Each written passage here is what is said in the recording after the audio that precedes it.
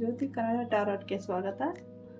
ಇದು general reading. ರೆಜಿನೇಟ್ ಆದರೆ ತಗೊಳ್ಳಿ, ಅದರ್ವೈಸ್ ಸ್ಕಿಪ್ ಮಾಡಿ. ನೆನ್ನೆ ರೀಡಿಂಗಲ್ಲಿ ನಿಮ್ಮನ್ನು ಬಿಟ್ಟೋಗಿರುವಂಥ ವ್ಯಕ್ತಿ ಪರಿಸ್ಥಿತಿ ಹೇಗಿದೆ, ಅವ್ರು ಯಾವ ಥರ ಸಿಚುವೇಶನ್ ಇದ್ದರೆ ನಿಮ್ಮ ಬಗ್ಗೆ ಏನು ಯೋಚನೆ ಮಾಡ್ತಾರೆ ಅಂತ ನೋಡಿದ್ವಿ. ಇವತ್ತಿನ ದಿವಸ ಅವರು ಮತ್ತೆ ಬರ್ತಾರಾ, ನಿಮ್ಮನ್ನು ಕಾಂಟ್ಯಾಕ್ಟ್ ಮಾಡ್ತಾರಾ ಅಂತ ನೋಡೋಣ.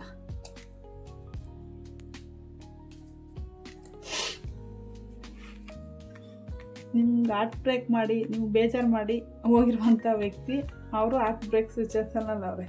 ಮತ್ತು ಅವರು ಯಾವುದನ್ನೂ ಎಕ್ಸ್ಪ್ರೆಸ್ ಮಾಡುವಂಥ ವ್ಯಕ್ತಿ ಅಲ್ಲ. ಎಲ್ಲ ನಿಮ್ಮ ಮೇಲೆ ಪ್ರೀತಿ ಇದ್ರೂ ಒಳಗಡೆ ಇಟ್ಕೊಂಡಿರುವಂಥ ವ್ಯಕ್ತಿ. ಇದು ಮುಗ್ದೇ ಹೋಯ್ತಪ್ಪ ಸಂಬಂಧ, ಇನ್ನು ಅವ್ರು ಬರೋದೇ ಇಲ್ಲ ಅಂತಂತ ಏನಾದ್ರು ನೀವು ಅಂದ್ಕೊಂಡಿದ್ರೆ ನಿಜ, ಇದು ಮುಗ್ದಿರೋದಲ್ಲ, ಮತ್ತೆ ಆರಂಭ ಆಗುವಂಥದ್ದು. ಒಂದು ಅಂತ್ಯ ಆಗಿ ಹಳೇದೇನಿರೋದು ದುಃಖ ಬೇಜಾರು ಅಥವಾ ಬಿಟ್ಟೋಗಿರೋದು ಏನೇ ನೋವಿದ್ರು ಅದು ಅಂತ್ಯ ಆಗಿ ಹೊಸ್ದಾಗಿ ಆರಂಭ ಆಗ್ತಾಯಿದೆ.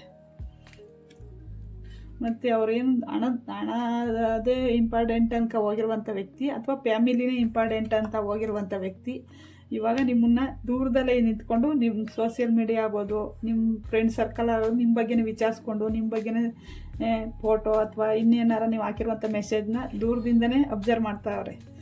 ಆ ಮನುಷ್ಯ ಹಂಗೆ ಅಂದರೆ ಸ್ವಲ್ಪ ರಾಜು ಅಂತಾರ ಎನರ್ಜಿ, ನನ್ನದೇ ನಡಿಬೇಕು, ನಾನು ಹೇಳಿದ್ದೇ ನಡಿಬೇಕು ಅಂತ ಸ್ವಲ್ಪ ಅಹಂಕಾರದಲ್ಲಿ ಹೋಗಿರುವಂಥ ವ್ಯಕ್ತಿ. ಇವಾಗ ನೀವು ಯಾವ ಥರ ಆಗಿದ್ದೀರಿ ಅಂದರೆ, ಈಗ ಅವ್ರು ಹೋದ್ಮೇಲೆ ಥರ ಸೂರ್ಯನ ಥರ ಕಾಣಿಸ್ತಾ ಇದ್ದೀರ ಅವ್ರಿಗೆ.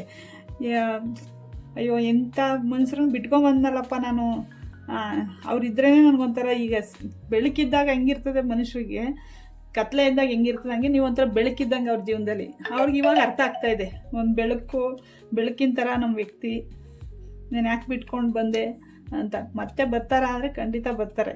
ಆದರೆ ಕಮಿಟ್ಮೆಂಟ್ ಅಂತ ಬಂದಾಗ ಪೂರ್ತಿ ಕಮಿಟ್ಮೆಂಟ್ ಕೊಡ್ತಾರೆ ಅಂತ ಹೇಳೋಕ್ಕಾಗಲ್ಲ. ಆದರೆ ಬರ್ತಾರೆ, ಕಾಂಟ್ಯಾಕ್ಟ್ ಮಾಡ್ತಾರೆ, ಮೀಟ್ ಮಾಡ್ತಾರೆ, ನಿಮಗೊಂದು ಆಫರ್ ಇಡ್ತಾರೆ, ಮತ್ತೆ ಪ್ರಪೋಸ್ ಮಾಡ್ತಾರೆ ಅಂತ ಹೇಳ್ತಾ ಈ ರೀಡಿಂಗ್ನ ಮುಗಿಸ್ತಾ, ಥ್ಯಾಂಕ್ ಯು.